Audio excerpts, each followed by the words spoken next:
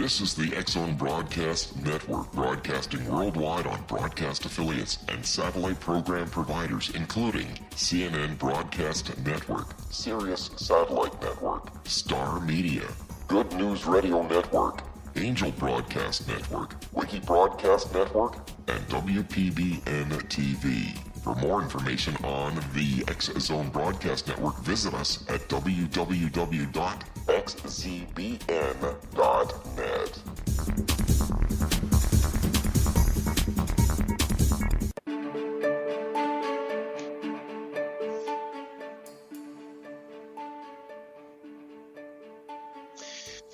Welcome to another episode of Cal's Corner here on the X-Zone Broadcast Network. My name is Kal Korff, and I'm your host, and the executive producer of the show is Rob McConnell, who is the host and founder, of course, of the X-Zone radio show.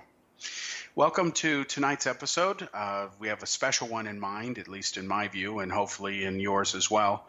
What we're going to talk about tonight is a subject that is still on the minds of literally millions of people around the world, especially Americans, and it concerns the subject of the assassination of President John F. Kennedy, which occurred, of course, on November 22nd, 1963. Now, one might be tempted to dismiss Kennedy's assassination as, well, it's a tragic event from history and it's no longer relevant today, but that's not true.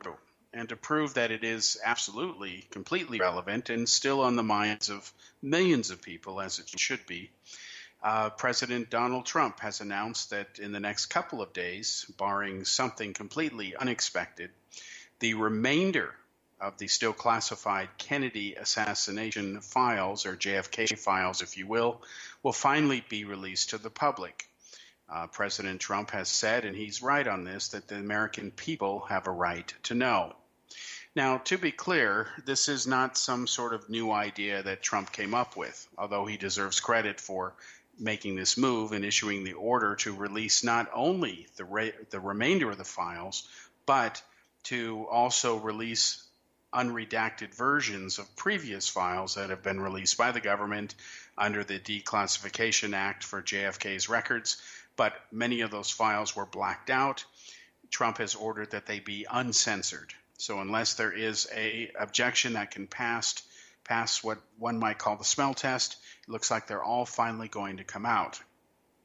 Now, having said this, I'm going to go on record and predict ahead of time that despite everything finally coming out, and again, we'll know in a couple days whether that is really going to be true, I'm going to predict that there will be absolutely no evidence, none, zero, that can pass the smell test that indicates that Kennedy was killed as the result of a conspiracy in the sense of Lee Harvey Oswald was not the only shooter.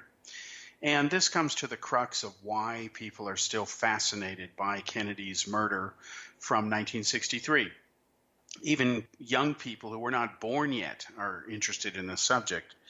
And they're interested for a couple of reasons. The main one being that the U.S. government blew it many years ago, decades ago, when they investigated Kennedy's murder.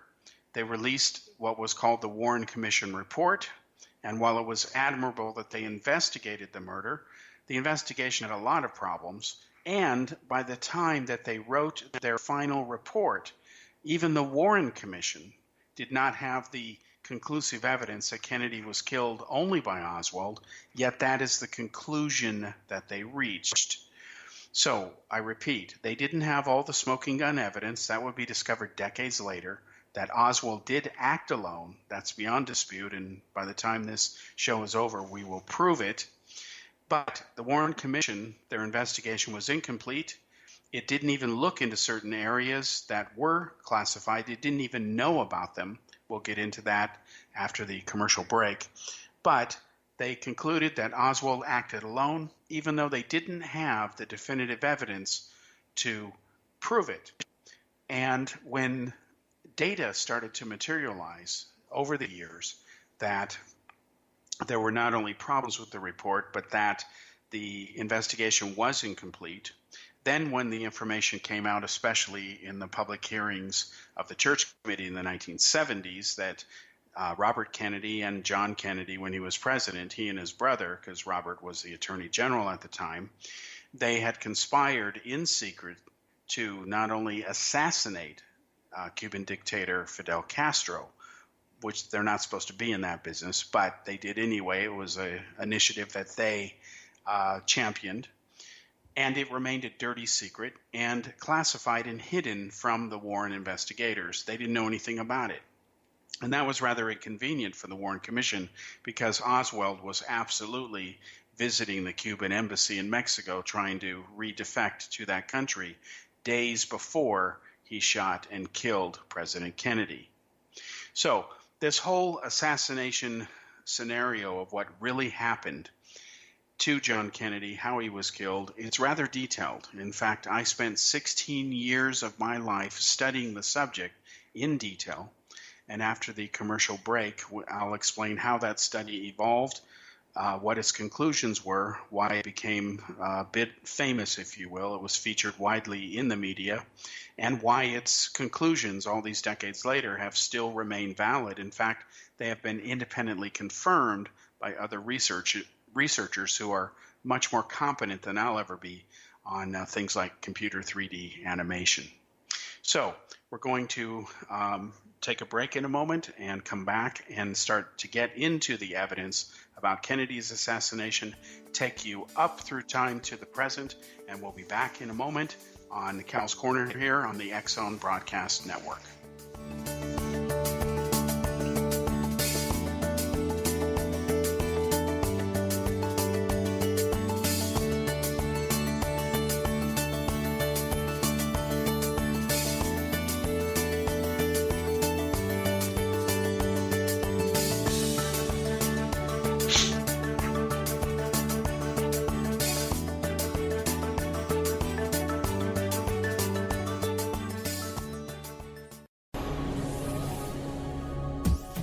This is the X-Zone Broadcast Network, broadcasting worldwide on broadcast affiliates and satellite program providers, including CNN Broadcast Network, Sirius Satellite Network, Star Media, Good News Radio Network, Angel Broadcast Network, Wiki Broadcast Network, and WPBN TV. For more information on the X-Zone Broadcast Network, visit us at www.xzbn.net.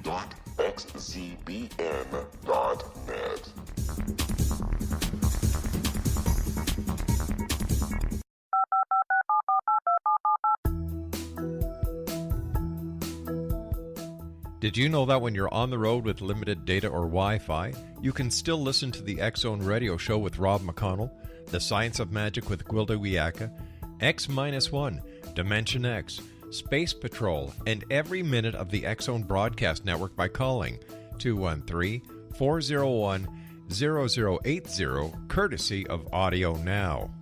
No smartphone, app, or internet needed. It saves your data plan, and it's free if you have unlimited minutes.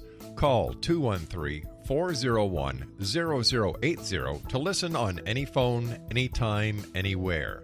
Remember 213-401-0080 for the best of the paranormal, parapsychology, and sci-fi radio programming anywhere, 24/7, 365.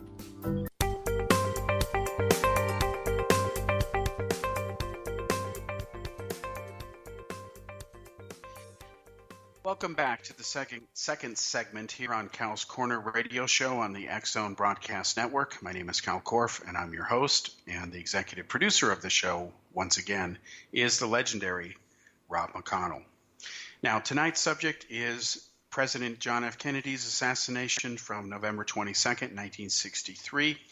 I'm going to tell you that I can speak with authority on the subject, and I don't really have an ego in it. For me personally, as a journalist and researcher, I don't really care whether Kennedy was killed as a result of a conspiracy or not. What I care about is the truth. I went in to study this subject like many people did, actually by happenstance. So let me take you through time now, going back to my childhood of how I got involved in studying Kennedy's murder and eventually solving it, and I'll tell you what the conclusions were. Now, like all Americans, I grew up with the aftermath of Kennedy's assassination. In fact, I remember I used to ask my dad who killed Kennedy, and he didn't really know. And he admitted that the government did not know.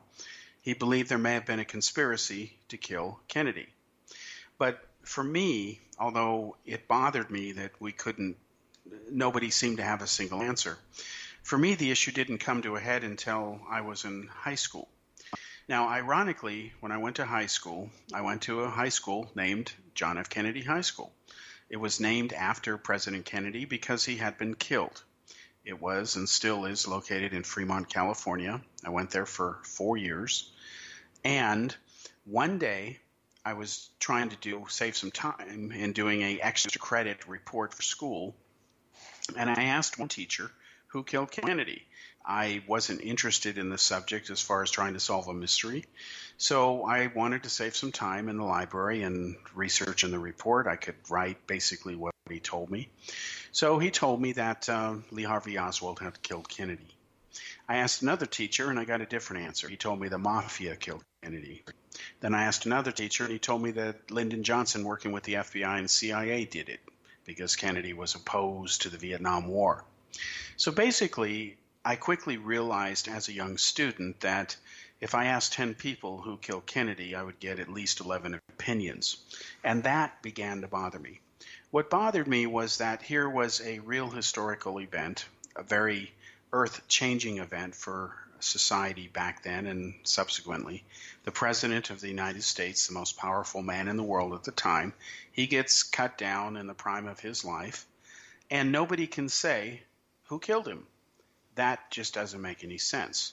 Furthermore, there were hundreds and hundreds and hundreds, thousands actually, of photographs taken that day. There was even a motion picture film taken of the brutal assassination, capturing it in detail enough to where it should be obvious as to who killed Kennedy. But yet that is not what happened. That is not what the answers were that were forthcoming. Instead, there was all this talk of a conspiracy, multiple shooters, instead of what the government was saying, which was that Lee Harvey Oswald had acted alone. Now, to understand the core of the Kennedy assassination, you can't ignore Oswald. Even if you believe that he is a patsy, that he was innocent, that he was framed, that he was one of the shooters, keyword being one of them, not the only one, you still cannot ignore Oswald because it is a fact that he defected to the United States. He offered the Russians and gave the Russians information he had learned as a Marine concerning especially the use of radar. He was a radar operator in Japan, briefly assigned at the same military base that the U-2 spy plane had secretly flown out of over the Soviet Union. And we must remember that the Russians had managed to shoot down a U-2 on occasion. It was very rare, but remember Francis Gary Powers had been shot down. So during one of the stressful times, peak stress times and tension times, if you will, of the Cold War, here's Oswald defecting to the Soviet Union, claiming he is a Marxist. There are many Marines who served with him. They remember calling him Comrade Oswald because he was always talking about Russia. But when he went to Russia, he became very disillusioned because, as history has repeatedly proven, there is no such thing as a real communist country. It has never existed in the past, it doesn't exist in the present, and it's not going to exist in the future. The reason it can't is because communism doesn't really work. It is a delusion. Scientists will find evidence that unicorns exist before a real communist country will ever be in existence. So Oswald marries a woman who is the niece of an important KGB officer. So the Soviets spy on him, and then they want an excuse to get rid of him. He gets bored of life in the Soviet Union, and then he wants to come back to Russia. So he goes to the U.S. Embassy, gives him a sob story, and the embassy worker who took his passport never tore it up. She kept it in the drawer, figuring he was a naive American that would wake up to reality one day, and then he'd be crying to go back to America, and that's exactly what he did. He settled eventually, after spending time in New Orleans, in Dallas, Texas, and he ended up working in the Texas School Book Depository. Friends who knew the Oswalds and his Russian wife, Marina, felt sorry for them, especially since he was an abusive man who had anger management problems, to understate the issue. He would beat his wife often, and this is beyond question. And he was insanely insecure and insanely jealous, and he viewed himself as smarter than everybody. And it was a bit humiliating for him to work in a book depository, simply moving stacks of books around. So when you look at Oswald, you see there is circumstantial evidence, and it is circumstantial, that he had the temperament, if you will, or the psychosis to commit violence to try to kill President Kennedy. And let me share a few facts with you, which are, of course, ignored largely by the conspiracy media, which unfortunately is most of the media. Polls indicate today that as many as 90% of Americans, depending on which group you ask, actually believe wrongly that Kennedy was killed as a result of a conspiracy. And we can blame the government for that, for blowing it with both lips, per se, over the Warren Commission report, and then again years later in the 1970s with the House Select Committee on Assassinations, who concluded just the opposite, that Kennedy was most likely murdered as a result of a conspiracy. And they, of course, cited mafia as being possibly involved. It turns out that that verdict was not accurate or correct either, and we'll prove that by the end of this show. So what Oswald did is Oswald committed a very unusual act of violence after he got his rifle, the Mannlicher Carcano that he later used to shoot Kennedy with. He went ahead and tried to assassinate General Walker, who was a highly visible figure during World War II, who was a right-leaning conservative, very anti-communist, and he made a name for himself in the Berchtesgaden area of southern Germany. That's where Hitler, of course, had his Eagle's Nest, and where the SS did a lot of their training. There were a lot of secret underground bunkers there, and the Americans, under command of General Walker, took over that area and, of course, settled down in there for years in the first years of the Cold War. And then Walker had a problem with some of his politicking in the military, like General McCarthy. He was encouraged to resign, or was forced out of the military. And he settled down in Texas and was threatening to upend the political establishment and run for political office. Oswald developed a hatred for him, and what Oswald did one night is he took his rifle out and he tried to kill, he took a shot at General Walker. Oswald, who had a rifle he was still getting used to because he didn't own it for a long time before he tried to kill Walker, he actually fired a bullet which went through the window of the study room that Walker had, and it just missed him in the head. There is no question that the bullet came from Oswald's rifle. Oswald's wife, Maria, did testify to investigators after the assassination that he did try to kill Walker. So you have to ask yourself this question. If Oswald was a sweet, innocent patsy who was set up, what type of innocent, decent person tries to shoot and kill a military general? The answer is that people just normally don't behave that way, and thankfully they don't. They don't go around trying to assassinate other people, shooting them through the window of their study. But this is what Oswald did. We must also remember that even if you are naive and just refuse to believe that Oswald had anything to do with Kennedy's murder, that he didn't even pull the trigger, which is wrong, you have to accept the fact that he killed a Dallas police officer. His last name was Tippit. He was shot within 30 minutes, roughly, of after Kennedy was murdered. And again, you have to ask yourself this question. First of all, Oswald was carrying his pistol, and while people can carry pistols, they do, especially in Texas. Oswald was carrying his pistol.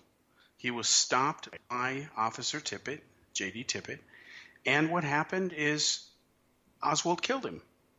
Fired several rounds into him at point blank. The murder was witnessed by several people in the area. Then Oswald went to a theater, hid out. The police went in there after he refused to pay for a ticket, and the police were called. They went in there. They tried to apprehend him. Oswald tried to reach for his gun, tried to shoot a police officer, but luckily the hammer of the pistol never struck the back of the bullet because the skin and webbing in between the index finger and the thumb got in the way of the officer who reached over to grab Oswald's gun before it could discharge a round. Had Oswald fired that shot, he would have killed another police officer. So you have to ask yourself again a common sense question, folks. What type of person who is innocent, who is not a killer, who would never harm a fly? He beats his wife. He has anger management problems. He is upset with the system. He calls himself a Marxist. He tries to kill General Walker. He does murder Officer Tippit. And before he shot Tippit, he killed the President of the United States, John F. Kennedy, because, coincidentally, not as a result of any conspiracy, Kennedy's limousine happened to go by. Oswald exploited the opportunity like a lot of criminals do. They are opportunists. Terrorists are opportunists. So Oswald was never the sweet, innocent patsy that the conspiracy literature literally lies to you about. Oswald had serious problems to the point that he committed murder. He murdered at least 2 people. He would have murdered General Walker had he been a better shot. Now, these are facts that you can't deny. Tippit was shot by Oswald. There is no question that Oswald killed him. Oswald tried to shoot another officer in that theater. There is no question he came close to doing it. Now we come to the issue of John Kennedy. Was he really shot by Oswald? Well, let me briefly tell you before the station break here, then we'll get into the evidence that proves that Oswald acted alone. A lot of people point to the Zapruder film, okay? And they say, well, that's evidence that Kennedy was shot from the front. That's why the body falls back to behind. Well, after the station break, back and address that and prove that physics just doesn't work that way.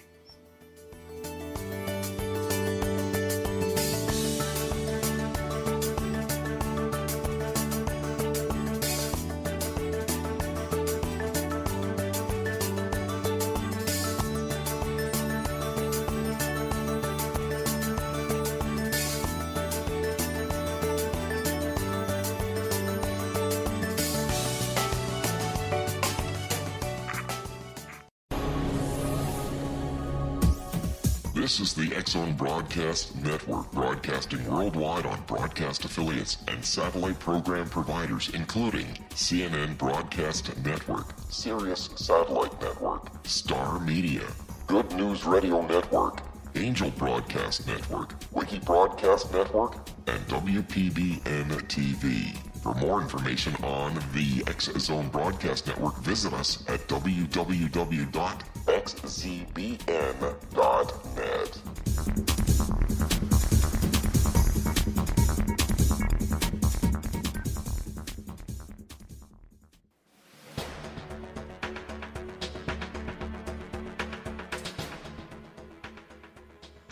Welcome back to the third segment here on Cal's Corner radio show here on the X-Zone Broadcast Network.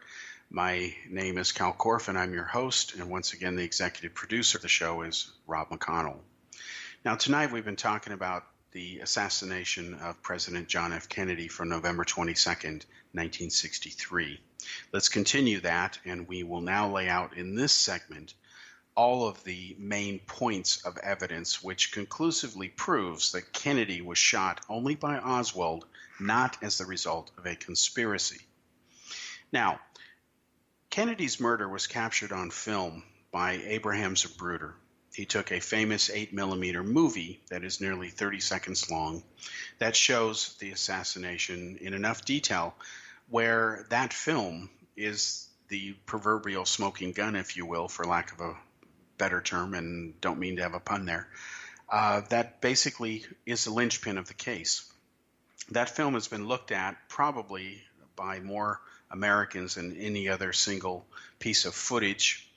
And that film has unfortunately been grossly misunderstood and distorted and misrepresented by those who often comment about it. And this is especially the pro-conspiracy press and exploiters. Now, if you look at the Zapruder film, and anybody can see it online, it's free. You can even download your own copies. It is in the National Archives. It belongs to the American people. You can see that Kennedy, of course, gets shot, and what everybody has a opinion on is the moment where Kennedy seems to fall backwards because his head explodes because of a headshot that the assassin, Oswald in this case, the third shot, hit Kennedy with. Now, there are conspiracy nuts who will say, well, that's actually the fourth shot, and that fourth shot came from a second gunman almost at the same time as the third shot in what was infamously called a crossfire, and that there was a second gunman, and the proof is in the evidence that Kennedy's body falls backwards. Well, unfortunately, physics doesn't work that way, and conspiracy nuts ignore physics and other realities to deceive you and convince you of something that isn't true. Now, if you look at the Zapruder film, ask yourself this question: have you ever seen a real human being shot in real life, yes or no? Well, most people who have viewed that film have never seen a human being, thankfully, shot in real life. Now, you say, well, it looks like Kennedy falls back, so he had to have been shot from the front. Well, who gave you the idea that bodies always fly backwards when they're shot from the front? Where do you get that from? If you've never seen a human being shot, how do you know that bodies always fly backwards? You don't know. You can't know. You've never seen it. But yet everybody looks at that film and says, it must have been shot from the front because Kennedy goes flying backwards. Well, where are they getting that from? Well, if people are honest, they'll admit that they're getting it from TV and they're getting it from Hollywood. But guess what, folks? Hollywood and TV don't use real bullets. Lee Harvey Oswald did. Kennedy died because real bullets were used, and high-powered ones at that.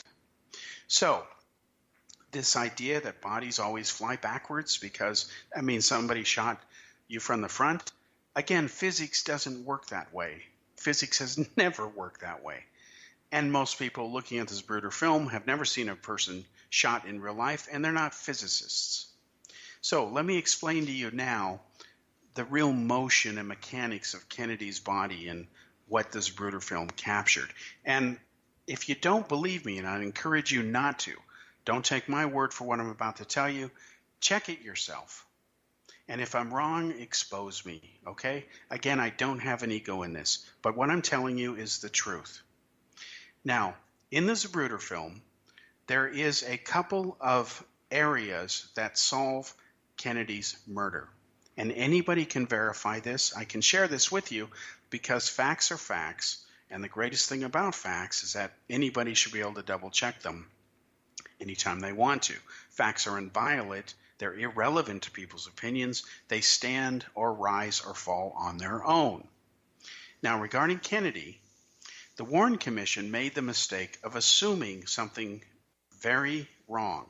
They assumed that the first shot from Oswald would not have occurred until after Kennedy's limousine cleared the view of the tree branches that were blocking Oswald's view from the sixth-floor window where he shot at Kennedy's limo from.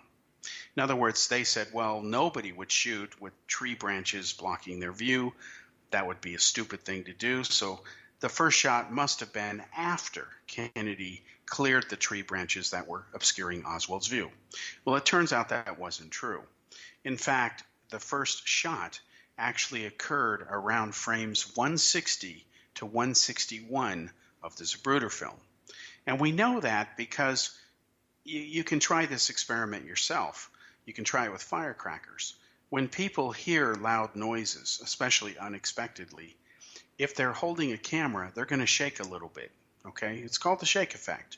And so when you look at the Zapruder film, you will see that around frames 160 to 161, Zapruder suddenly jerks his camera for a fraction of a second. That's because he's reacting to the noise of the first shot. And if you look at the eyewitness testimonies, many of them, especially those near the Texas School Book Depository who were down on the sidewalk below, they will say that The shot first rang out, the first one sounded like a firecracker, they said, after Kennedy's limo had just rounded the corner.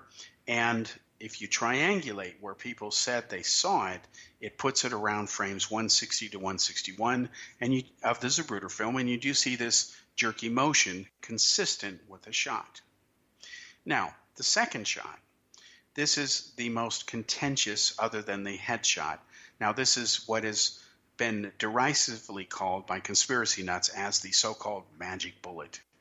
Well, first of all, like UFO conspiracy nuts who have their own unique vocabulary, which means something to them, but in the real world it's meaningless and useless and a bit of a joke, the conspiracy nuts in the Kennedy murder also have their own unique vocabulary.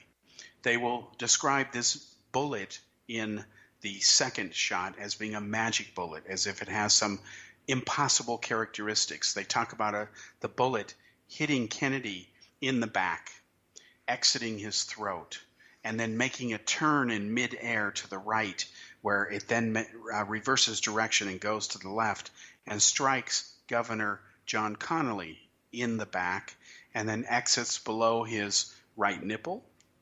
The bullet then tumbles down into his wrist, where he's holding his Stetson Texas hat like a good Texan.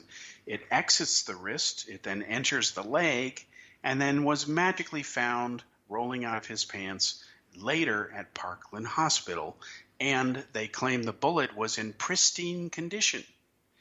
So whenever a conspiracy nut, where it concerns the Kennedy assassination, tells you it was a pristine bullet, tell them to go back to school and pay attention this time, or at least get a dictionary and learn something. The word pristine is basically similar to the word virgin. It means it's untouched, it has never been touched before. If you have a pristine bullet, it means it has not been fired. The bullet that was found in Parkland Hospital that rolled out on the stretcher from Connally's pants was not a pristine bullet. It had been fired. Duh, hello. It was not a magic bullet either. In fact, if you look at the end of that bullet and on one side of the bullet, it's completely flat. You couldn't reload it back into the barrel and use it again. But yet the conspiracy nuts deliberately only photograph that bullet from an angle that shows the round side. They'll never show you the other side that's flat. Now, the reason that bullet is flat on one side is because it slammed into the rib cage of Governor Connally and broke his fifth rib.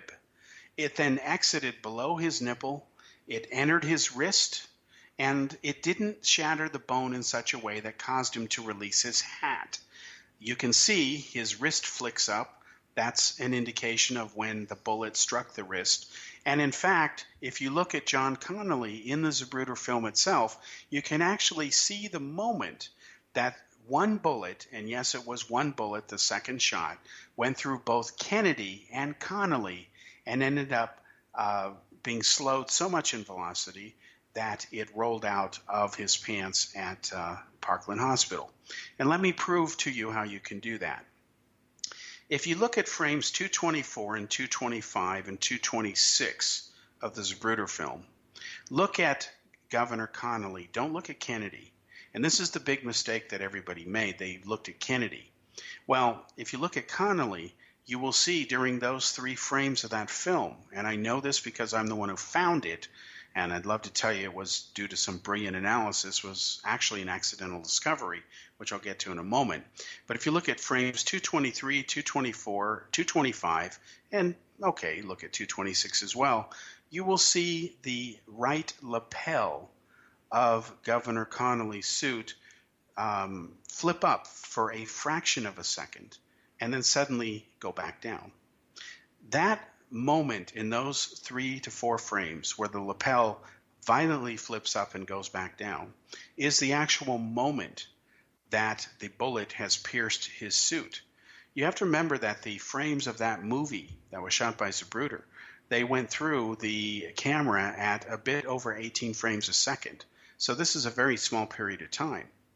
And if it was one bullet that went through both Kennedy and Connally, now you need to look back at Kennedy and see what he's doing, because he should already be reacting to what was a shot in the back that exited below his Adam's apple and came out of his throat. It then went ahead and slammed into Governor Connally, who was seated slightly in front of Kennedy. If you look at the drawings in the conspiracy books, they put Connally too far to the right. That alters the theoretical trajectory of the bullet. Actually, if you look at accurate blueprints of the limousine, you'll see that Connally was right in the straight line fire to receive that bullet, which he did after it exited between the throat muscles of John Kennedy. So again, look at those four frames, 223, 224, 225, 226. You will see that lapel flip up. You will see that Kennedy is already grabbing at his throat. Why is he grabbing at his throat? Because a bullet has just gone through it. And we know that the entrance wound to John Connally was slightly longer than the length of the bullet itself. Now think about that. Bullets spin, around. Therefore, they enter with a round impression. If the bullet entrance wound is longer than the length of the bullet, that proves the bullet tumbled. The bullet had to tumble because after it left Kennedy's throat, it had already hit something, therefore it began to tumble. It slammed into Connally's body sideways, and that's why the entire side of the bullet is flat, and that's why it smashed one of his ribs and then exited below the right nipple, hit the wrist, and by the time it landed in his leg, it had lost so much energy from going through what had been at this point two human bodies that's why the bullet rolled out later in Parkland Hospital, because it didn't have enough kinetic energy due to motion, to stay in his leg and for doctors to then remove later. And that's exactly how it happened, folks. And then if you look at frame 313, that's the fatal headshot, you'll see that Kennedy doesn't really fall backwards. He falls towards the left in a diagonal direction. He falls in a direction that is consistent with the direction of the matter exiting his brain from when the bullet exits his skull and pushes him backwards. We'll be right back after this station break and continue wrapping up Kennedy's murder.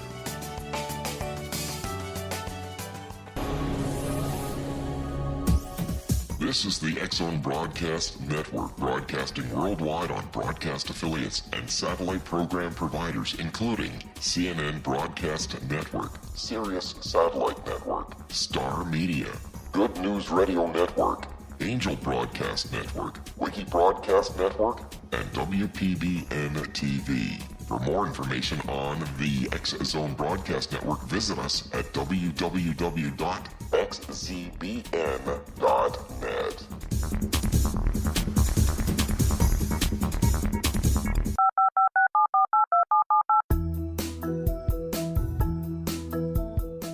Did you know that when you're on the road with limited data or Wi-Fi, you can still listen to the X-Zone Radio Show with Rob McConnell, The Science of Magic with Gwilda Wiyaka, X-1, Dimension X, Space Patrol, and every minute of the X-Zone Broadcast Network by calling 213-401-0080, courtesy of Audio Now. No smartphone, app, or internet needed. It saves your data plan, and it's free if you have unlimited minutes. Call 213-401-0080 to listen on any phone, anytime, anywhere. Remember, 213-401-0080 for the best of the paranormal, parapsychology, and sci-fi radio programming anywhere, 24/7, 365.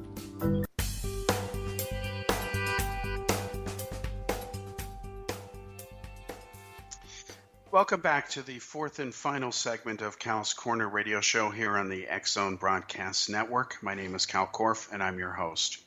You know, folks, it takes more than an hour to explain all the nuances involved in Kennedy's assassination because it is a complicated affair, and I'm just talking about the mechanics of the murder, let alone the political fallout.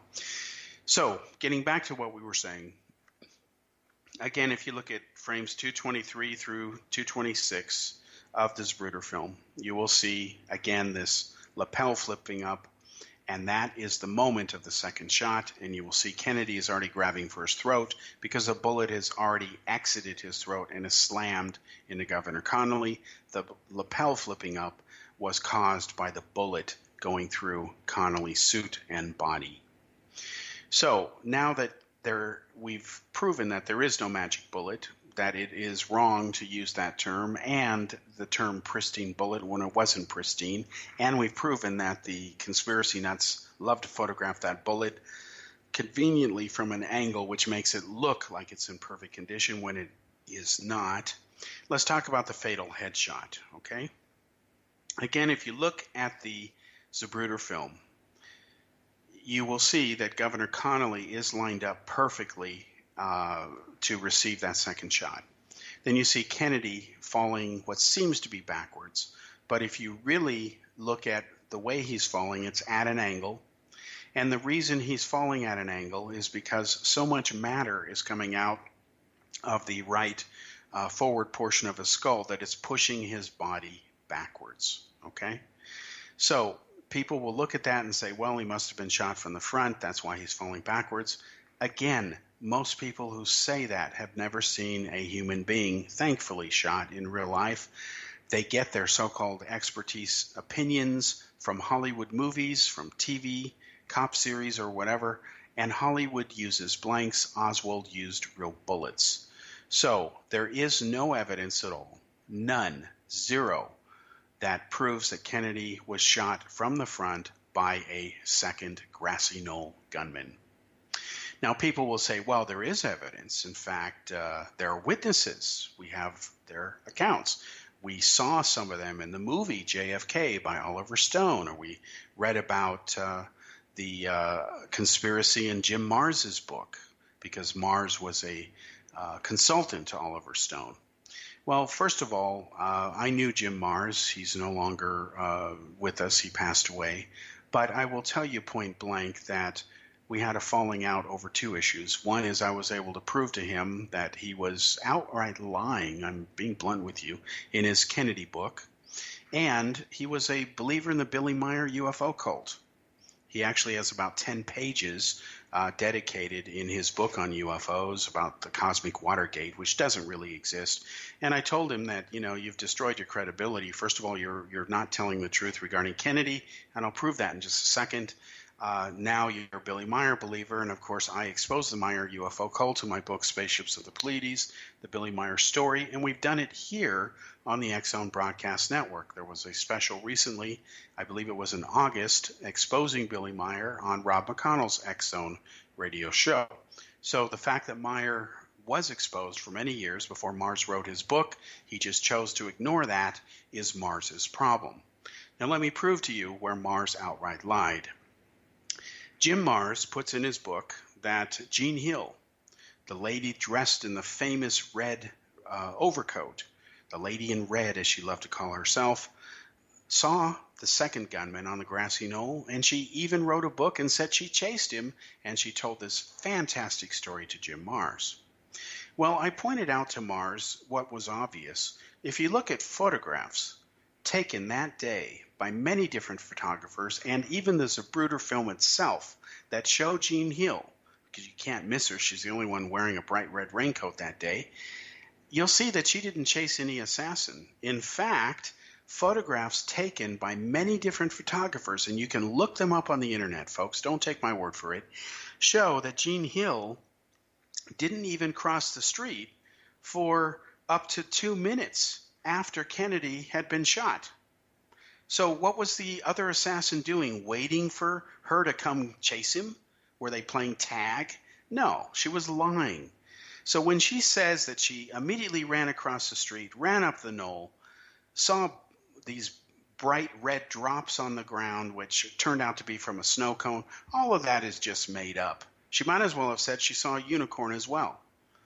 I pointed out to Jim Mars that look at photographs taken. They prove she just stood there while a lot of other people ran across the street, but she stayed and didn't bother going and joining them.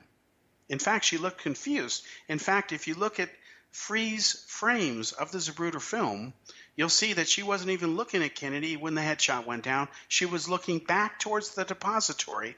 Why? Because the shots came from there from Oswald. Duh, hello. Now, what did Mars do? Nothing. I pointed out to him, he lived in Texas, these images. Nothing.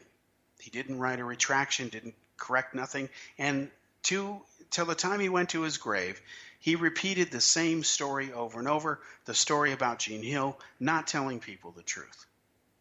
Another thing he refused to admit the truth on was the witness Gordon Arnold. I pointed out to Mars, show me one single photo or piece of footage taken that day out of thousands that show Gordon Arnold standing anywhere in Dealey Plaza, because Gordon Arnold said he saw the second gunman up behind the grassy knoll. Turns out Gordon Arnold wasn't in Dealey Plaza that day.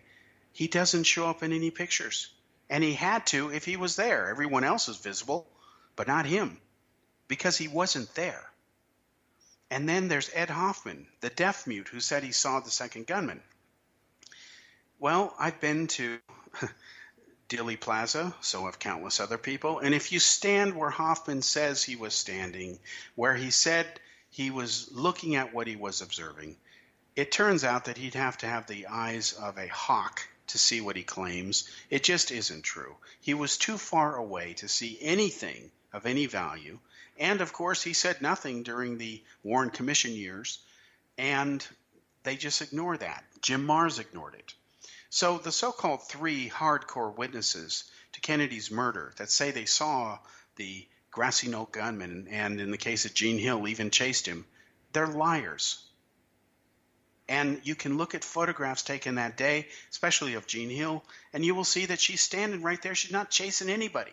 And there's no question that's her. But you look at Oliver Stone's movie, she's a hero. She was the one who chased the assassin, and it isn't true. Now, her best friend at the time was Mary Moorman. She took that famous Polaroid photograph that shows Kennedy just shy of around the time of the headshot, and what is actually after the fatal headshot. And you can see the two were best friends. Well, Mary Moorman went on record as saying that she quit being friends with Jean Hill because of Jean Hill. But yet Jean Hill went on many, many talk shows, including Maury Povich, told her sob story, and she was not telling the truth. And I met Jean Hill years ago at the American Booksellers Association convention when Oliver Stone's movie was out. She had a book out called Jean Hill, The Last Dissenting Witness. And she wasn't a dissenting witness at all. She lied in her account. I confronted her at her publisher's booth, and I said, stop lying to the people. That's exactly what you're doing. She got all mad, went off in a huff, and I held up for people to see at that convention color photographs from Life magazine showing that Jean Hill didn't chase anybody. She was standing there while everyone else practically ran across the street, and that Jean Hill didn't even cross the street until the press bus had left towards the overpass to go to Parkland Hospital to find out what had happened to President Kennedy. So when people cite these witnesses, they're not credible. They were exposed years ago. I did it. Other people did it. And again, the photographs are there.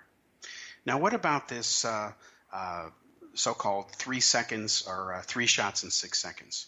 Well, again, that's another conspiracy confabulation. Where was the so-called 6 seconds that somebody gets 3 shots off? First of all, it's only 2 because the first one is in the chamber ready to go. If you look at when the first shot actually happened, it was 8.5 to 9 seconds that Oswald had to fire off 3 rounds. Actually, only 2 more because the first one's ready to go. We know that the first shot missed because people saw it hit the pavement. It ricocheted and injured a innocent bystander named James Tague. It nicked his cheek. FBI found the curb where the bullet had nicked it. They did a metallurgical analysis, proved it came from Oswald's rifle. And people say, well, Oswald's rifle didn't have his fingerprints on it. That's not true. You can look at photographs of his fingerprints. They're available. They were never classified. I have a set of them. So again, the list goes on and on and on of just lie after lie after lie of what these conspiracy nuts will say. It's Roswell or alien autopsy or Bigfoot. Pick your cause. Are the same. They use English that is unique only to their delusional world. They outright lie. They distort what people say. They bring in voodoo science that isn't really grounded in science. And in the case of Kennedy, again, if you look at the Zapruder film and you think people always fall backwards when they get shot, you're getting that from where? Not real life experience, but from Hollywood and TV, which means you're getting it from nothing. So I understand that the idea that a lone nut can kill the most important person on the planet or most powerful person at any time is a bit hard for people to accept. We want to say, oh no, it had to be some big, grander thing. No, it wasn't. And history is full of plenty of examples of that happening. If somebody really wants to hurt somebody or take them out, they can do it anytime, anywhere, any place with enough proper planning. So these documents are going to come out. The American people deserve to know the truth, but there will not be anything that will come out that shows there was a conspiracy. Why? Because it never happened. In fact, the only conspiracy, like the so-called MJ-12 or Roswell UFO cover-up, exists only in the imaginations of its promoters.